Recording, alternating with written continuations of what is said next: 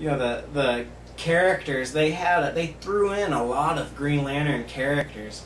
I mean, there's so many of them from the comic world, and if you're a fan, you can look in there and you see a lot of these characters in the background and stuff.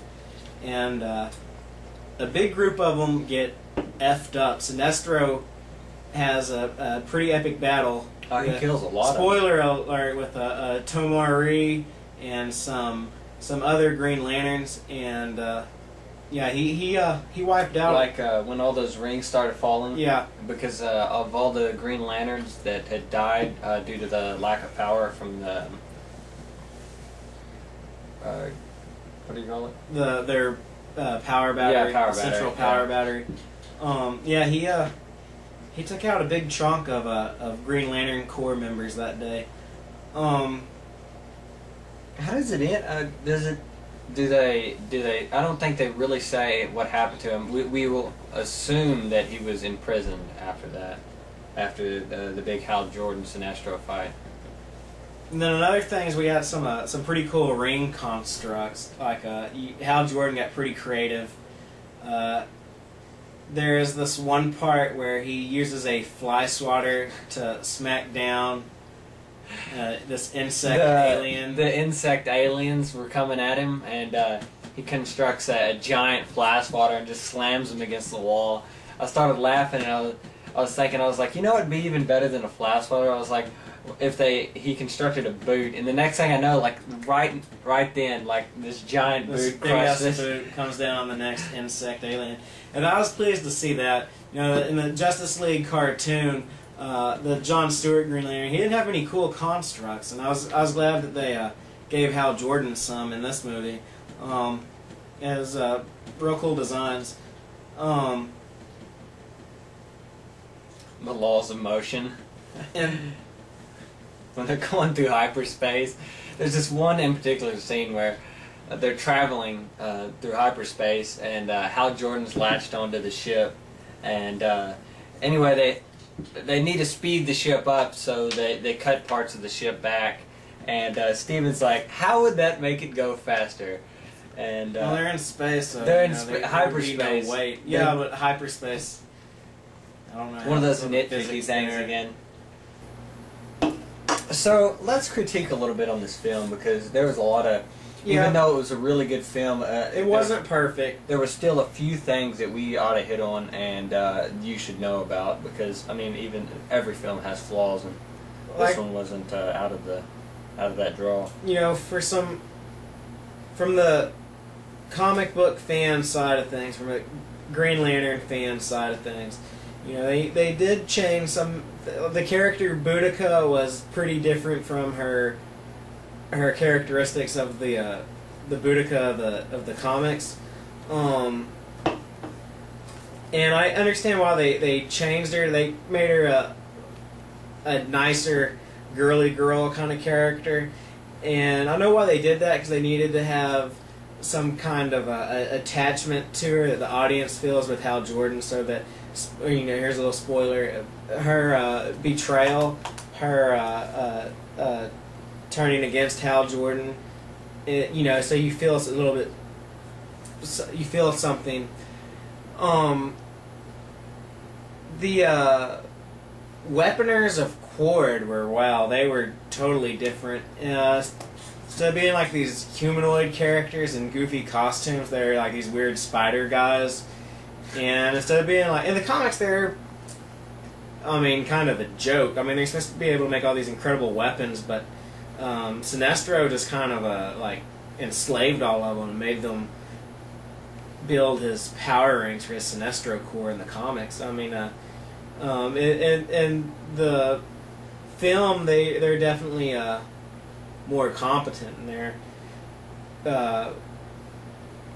Quord isn't even in the center of the antimatter universe. It was in some space sector in this universe, which was kind of weird. The major thing was you really never hear anyone explain the working of the ring. I don't think anyone said anything about willpower or overcoming fear the entire movie. Yeah, like him automatically, like that struck me as a guy who does not watch or read the Green Lantern comics.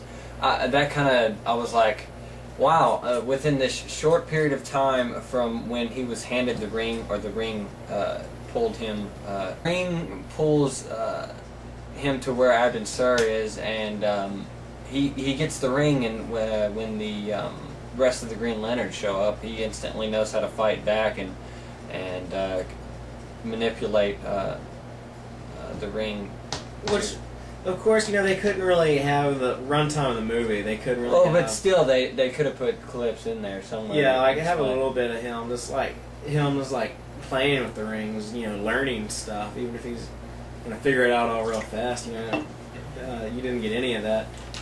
Also, there's a few other things that I found that were kind of interesting. I mean, like at the end of this this flick, Kilowog's ring lit up, and after they're all depowered, like his ring is instantly charges up for no reason. And he spoiler alert, he catches he goes and like catches him, manipulates like a bed and some fans and stuff, and yeah, a pretty big plot hole right there. I don't know what that was about. I don't know what their excuse for that was. And I thought that was a little weird. It was Hal absorbing all the power, the essential power battery. That just, I don't know. Does he do that at all? I mean, is there anything like that in the comics? Well, Ion, with a different Green Lantern character, Kyle Rayner. Those of you who read the comics know what I'm talking about. Kyle Rayner kind of became like an all-powerful being like that. That was just like full of Green Lantern energy. I don't know if that was what inspired that or what. But I mean, I thought that it added a lot because, you know, as it was, he couldn't take him on as just a regular Green Lantern, because the rest of the Green Lanterns were getting their asses kicked pretty hardcore. So that he had to have some kind of edge over the like, oh yeah. They didn't mention why or anything about the yellow power. Yeah, they didn't get into the yellow is the yellow power comes from fear, is like the green power the comes emotions. From, yeah, it didn't get into any of that. He briefed me. Part of the I do know a little bit about it. He briefly went over some of the comics. This was really more of just it was Green Lantern light. It just gives you like the gist of it, and that they oversimplify a lot of stuff, and they make a few changes here and there. But don't get me wrong, it's still a good movie, and it's still a very accurate portrayal of Hal Jordan. Now, it's not perfect. There are some things I felt they could have done better if they had done them a little differently, but it's the best Green Lantern story ever presented outside of the comic book medium, without a doubt. So, definitely something to look forward to if they do go for a sequel. That would be very awesome.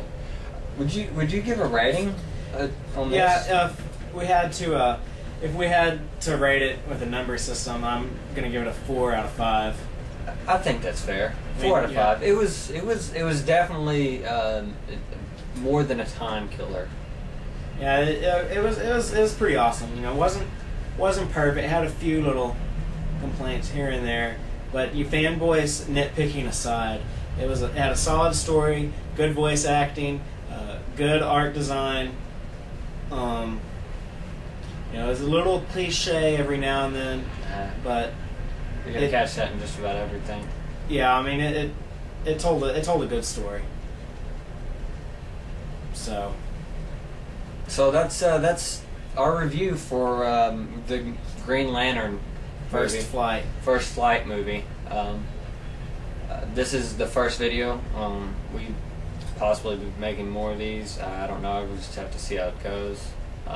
Anyway, yeah, 5-star if you want more. If you like it, if not, subscribe to us. Telling us to fuck off. Yeah. We're not gonna delete flaming comments. So if anything, we'll flame you back.